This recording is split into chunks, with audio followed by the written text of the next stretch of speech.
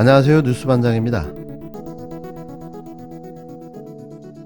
진작에 우리 당의 대표들이나 대표적인 정치 지도자들이 그런 문제들에 대해서 그 단호한 말을 하지 못한 게 문제였다고 봐요. 특히 이제 민주주의라고 하는 게 서로 생각이 다른 사람들끼리 공존하는 게 민주주의의 전부거든요. 그렇죠. 그거 하자고 민주주의 하는 건데 생각이 다르다고 적대하고 배척하고 쫓아내는 거, 증오하고 혐오하는 거, 수박이라든가 뭐 좌표찍기라든가 언어폭력이라든가 뭐 증오와 적대의 언어 또는 증오와 적대의 어떤 의사표시 이런 것들은 우리 당에서 뿌리를 뽑아야 국민들이 민주당을 신뢰할 수 있겠다고 봐요.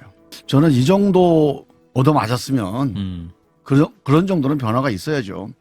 예를 들면 국민의힘이 황교안 대표 때 누가 봐도 태극기 부대와 함께한다. 그렇게 국민들한테 거의 이제 뭐 자랑하듯이 그렇게 정치를 했단 말이에요. 예. 그래서 황교안, 나경원 이 두 분이 잘 이해가 안 갔어요. 거기서 이제 그걸 정리해 왔습니다. 국민의힘이. 예. 그래서 태극기 부대 혹은 뭐 어떤 이런 강성 유튜버들 이런 그 어떤 공론장에서 책임지지 않는 그런 목소리들이 있어요. 예. 그런 목소리들과 딱 선을 긋는 거 이게 사실 국민의힘이 잘한 게 별로 없는데 그거 하나 사실 잘해가지고 여기까지 온 겁니다. 지금 들으신 이 발언은 가수 코요태 리더 김종민의 발언이 아니라 더불어민주당 김종민 의원의 발언인데요. 또 아무 생각 없이 내질렀습니다. 민주당을 지지하는 열성 지지자들을 태극기 세력으로 치부하고 또 조롱했는데요. 자신이 왜 거기에 있는지조차 망각한 듯합니다. 국민이 당원이 없으면 자신이 존재할 수 있을 거라고 생각하는 건가요? 보다 이런 해괴망측한 주장은 처음 들어보는데요. 이분은 진짜 답이 없어 보입니다.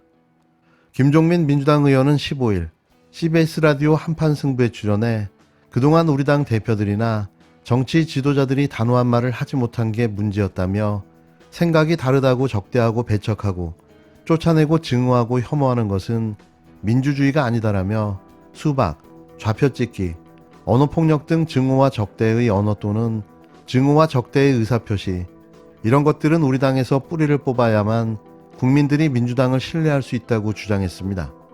그러면서 김 의원은 황교안 국힘당 대표, 나경원 원내대표 시절 태극기 부대와 함께한다고 자랑하듯 정치를 해 결국은 엄청난 심판을 받았다며 그런데 국힘당은 그걸 정리해왔다.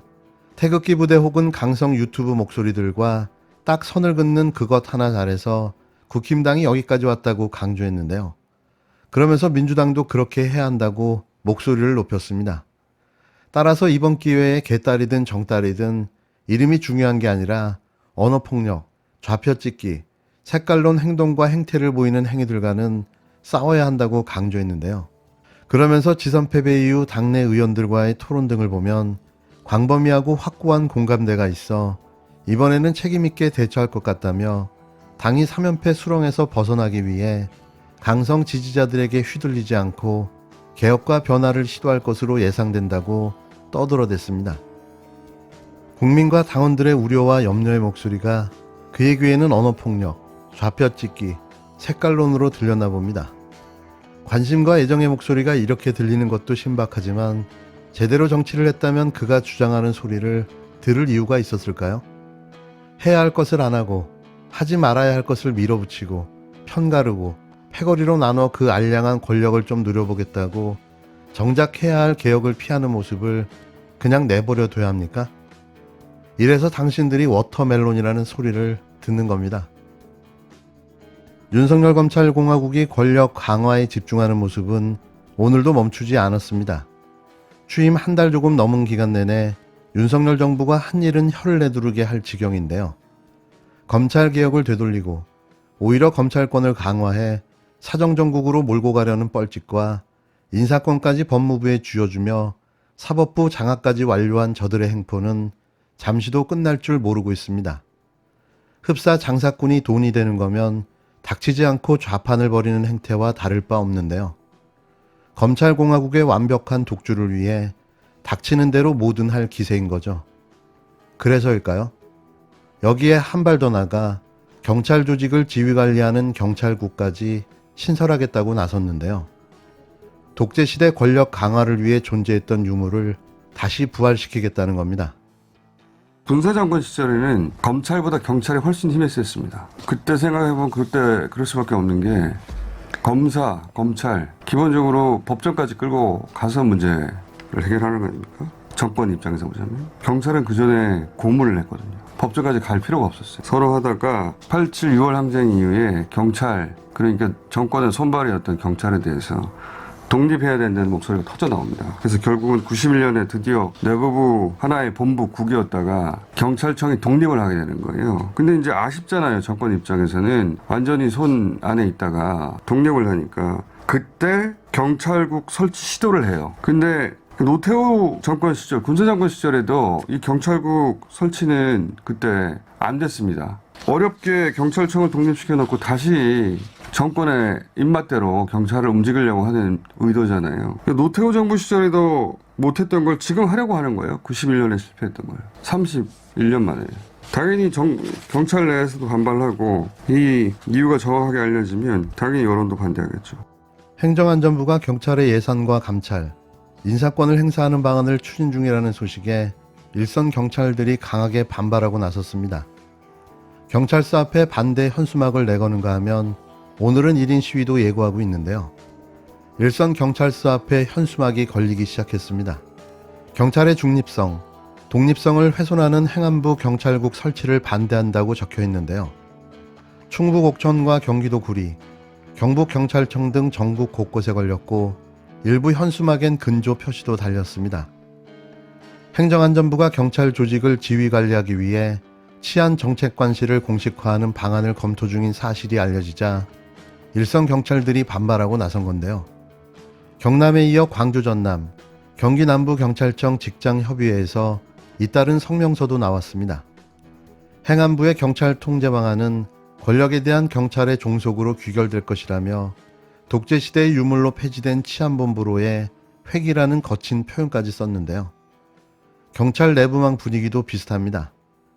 경찰청장이 용단을 내려 경찰국 신설에 반대한다고 말하고 용퇴하라.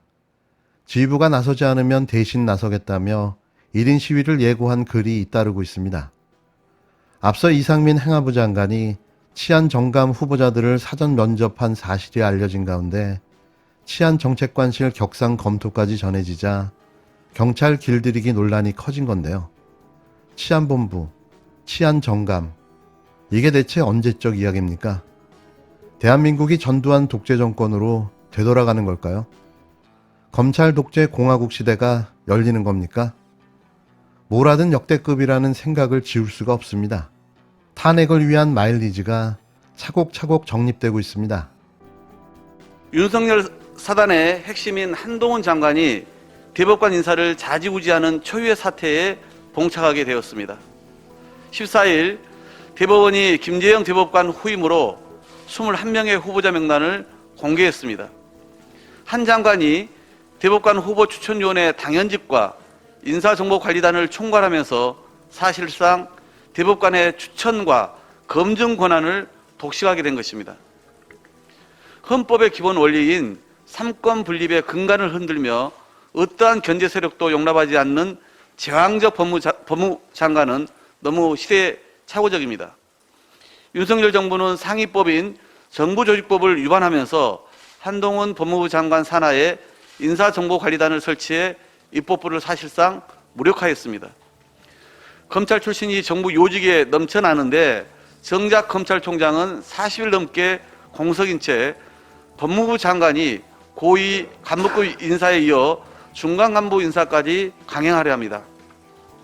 윤석열 정부는 법을 우회하고 편법에 의존해 법을 집행함으로써 법의 지배를 형행화하고 있습니다. 헌임은 시기라지만 국민의 인내심은 더는 시험해서는 안 됩니다. 윤석열 대통령에게 아직 공정과 상식이 남아있다면 사람의 지배 대신 법의 지배를 통하여 통치가 이루어지는 법치주의의 본령을 돌아보시기 바랍니다. 더불어민주당 박홍근 원내대표는 법무부 인사정보관리단에서 대법관 후보자에 대한 인사검증을 할 수 있다는 관측이 나온 것과 관련해 윤석열 사단의 핵심인 한동훈 법무부 장관이 대법관 인사를 좌지우지하는 초유의 사태에 봉착했다고 비판했습니다. 박홍근 원내대표는 16일 당정책 조정회의 발언을 통해 한동훈 장관이 대법관 후보 추천위원회 당연직과 인사정보관리단을 총괄하면서 사실상 대법관의 추천과 검증 권한을 독식하게 된 것이라며 이같이 주장했는데요. 앞서 대법원은 14일 홈페이지에 김재영 대법관 후임으로 각계로부터 청구된 법조인 중 심사에 동의한 21명 명단을 공개했는데요. 대법관 후보 심사추천위원회는 후보자 가운데 3명 이상을 추려 김명수 대법원장에게 추천하고 김 대법원장은 최종 1인을 윤석열 대통령에게 제청하게 됩니다. 이와 관련해 지난 7일 출범한 한동훈 법무부 장관 직속 인사정보관리단이 대법관 후보자 검증을 맡을 수 있다는 관측이 제기되고 있는데요. 인사정보관리단이 대법관 후보자를 검증하게 되면 대법관 후보 추천위원회 당연직 위원인 법무부 장관이 추천과 검증을 동시에 하는 상황이 발생하고 이는 사법부의 독립성 침해로 이어질 수 있다는 지적이 나옵니다.